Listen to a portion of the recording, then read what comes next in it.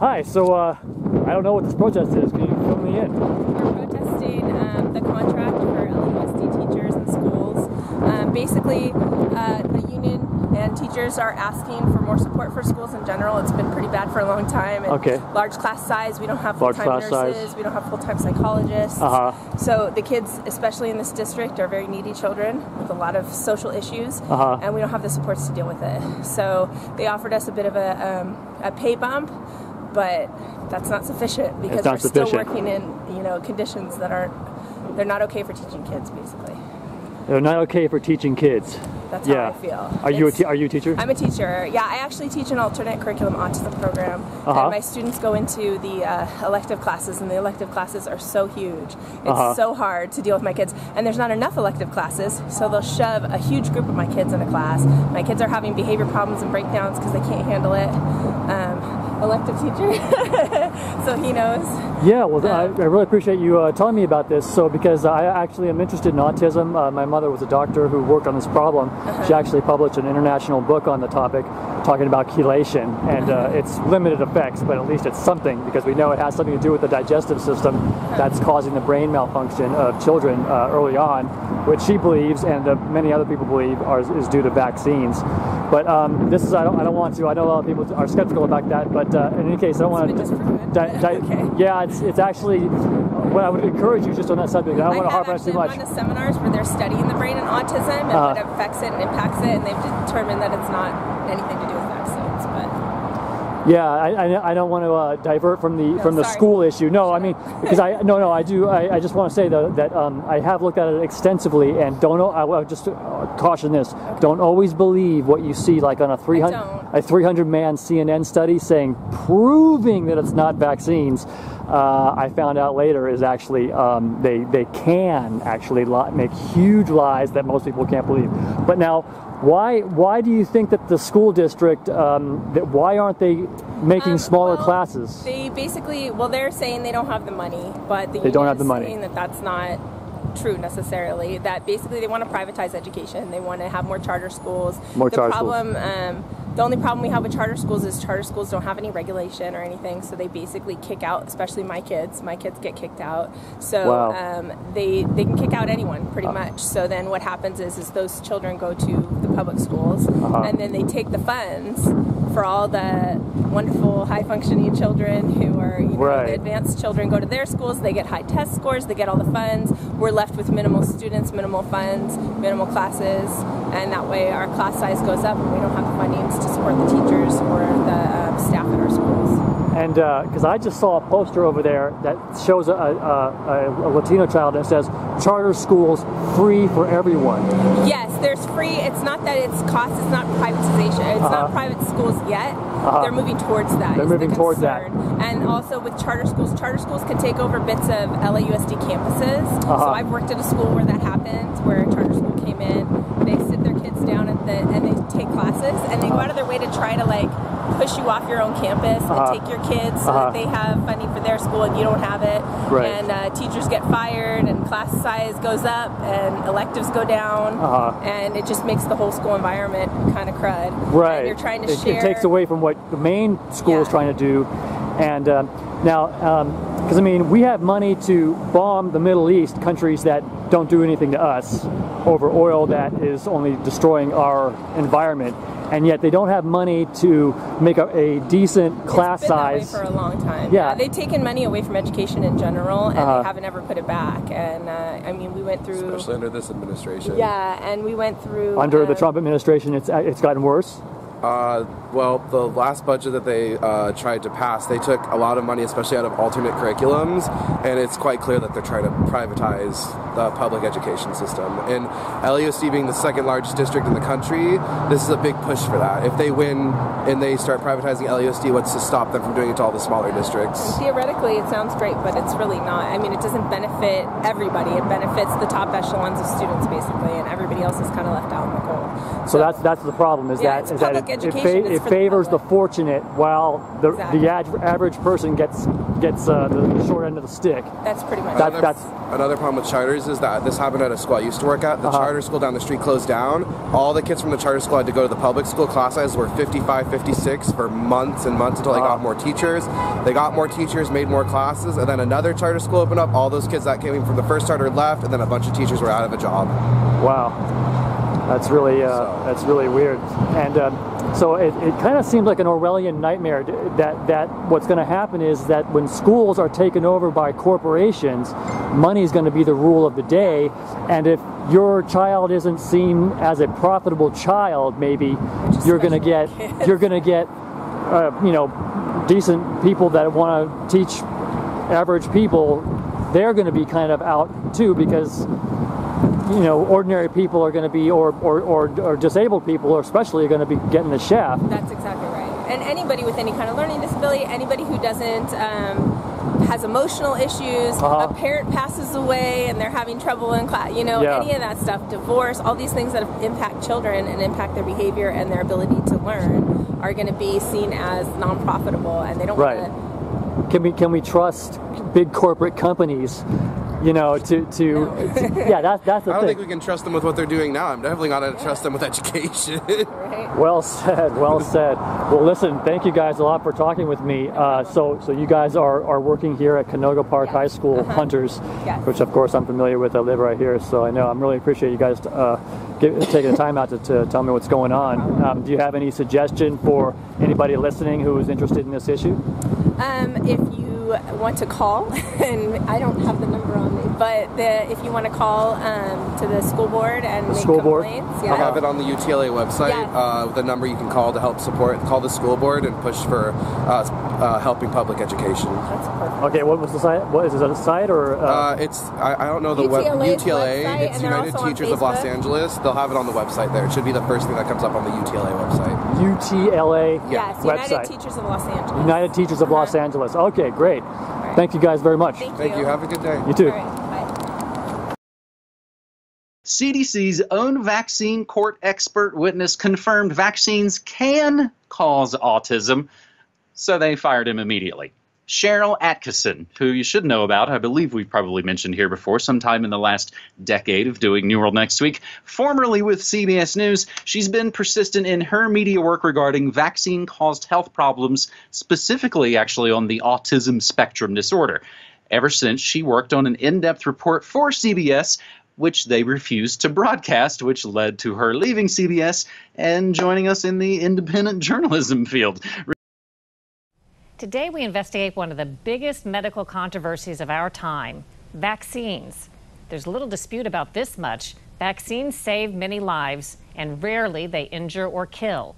A special federal vaccine court has paid out billions for injuries from brain damage to death, but not for the form of brain injury we call autism.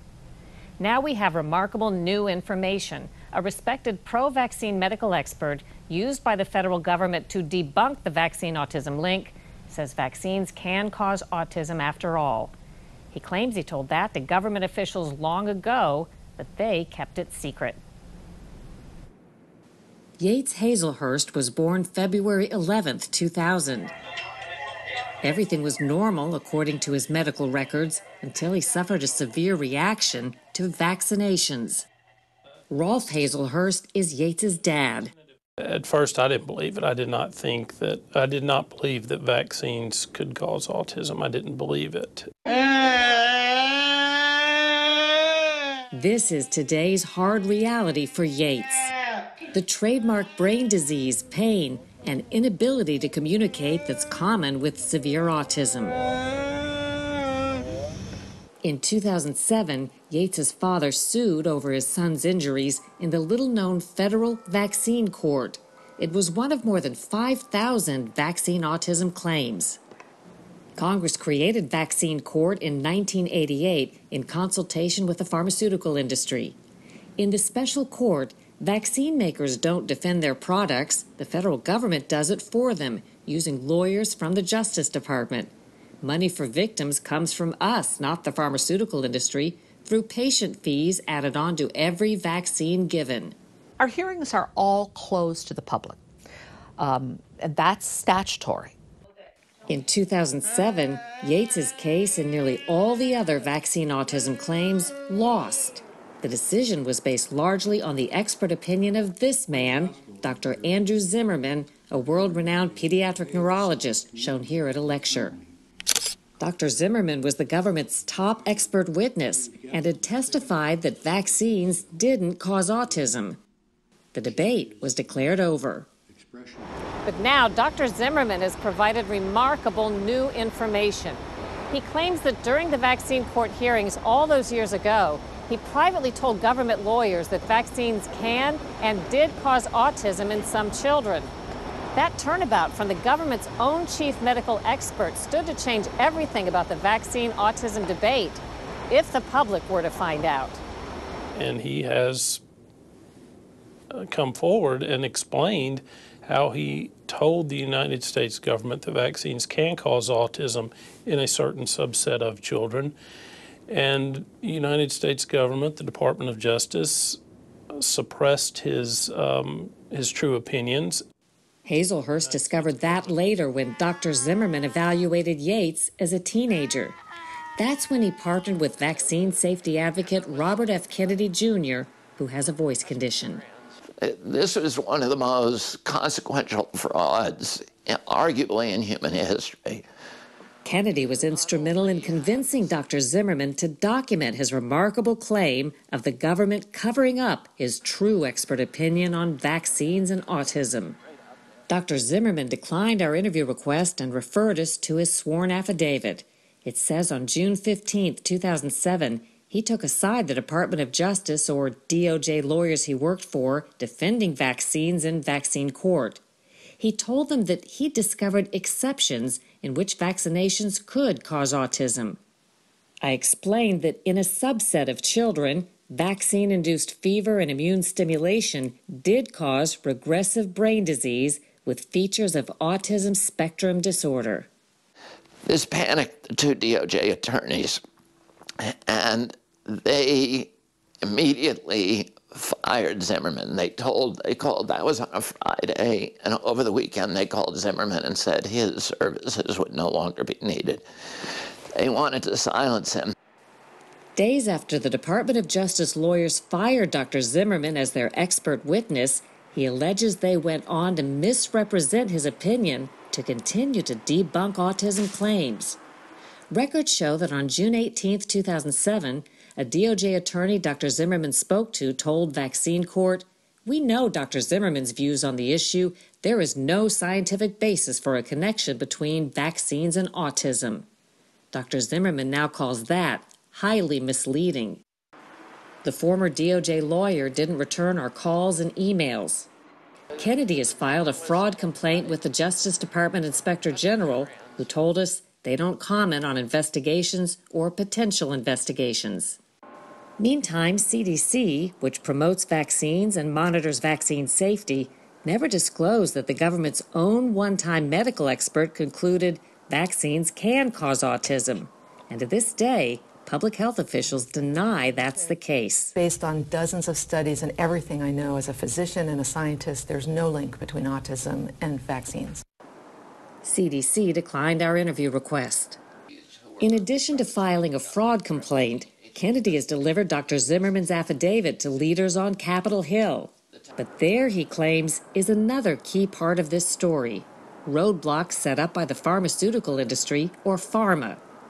Everybody takes money from pharma, so they've all been corrupted, and it's almost impossible to get anything done on Capitol Hill.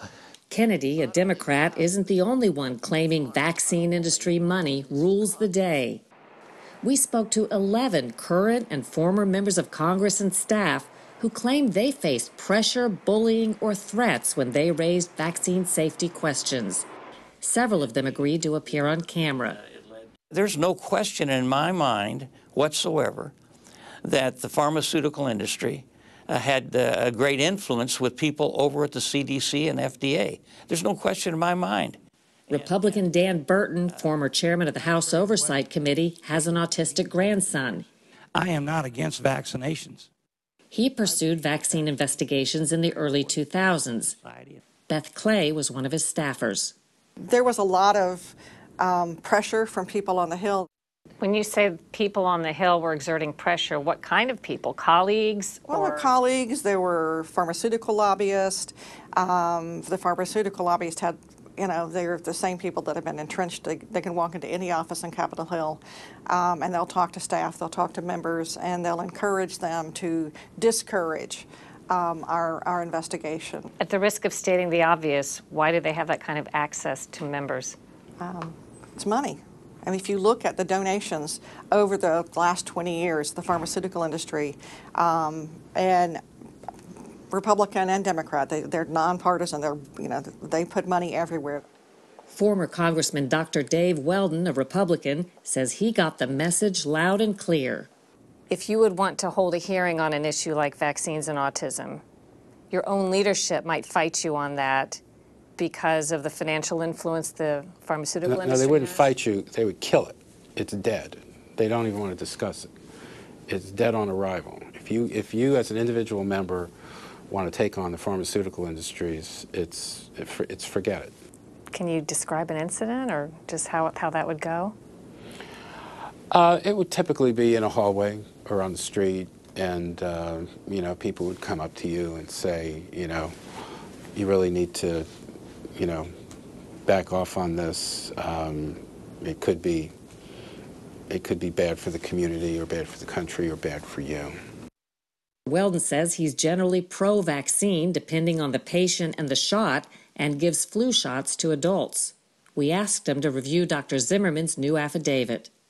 I found his affidavit and testimony through that affidavit to be consistent with my opinions.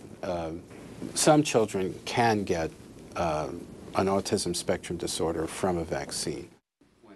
Republican Bill Posey is a current member of Congress. I don't have to tell you that industry is a very, very powerful industry. Matter of fact, I don't know of anyone more powerful than that industry. Posey says his own party leaders twice promised to hold hearings on the topic, only to scuttle them in the end. Hazelhurst, who happens to be a criminal prosecutor, was scheduled to be a witness at one such congressional hearing. 2 weeks before the hearing in 2013, he briefed congressional staff. I presented at that congressional briefing, and I explained in that hearing, if I did to a criminal in a court of law what the United States Department of Justice did to vaccine-injured children, I would be disbarred and I would be facing criminal charges. I think that scared the hell out of them. The hearing was abruptly canceled. Meantime, Dr. Zimmerman, the one-time expert used to debunk vaccine autism claims, now says several of his own patients got autism from vaccines. Yates, let's get out of the car. They include Yates Hazelhurst. Today, with intensive treatment, Yates is doing better. His dad hopes the new testimony from a most unlikely source will get new attention. A child that was unnecessarily sacrificed, and hopefully good will come from his suffering. The lobby group representing the pharmaceutical industry wouldn't agree to an interview, but told us they're working with Congress and other stakeholders on the importance and safety of vaccines to support the health and safety of individuals and communities.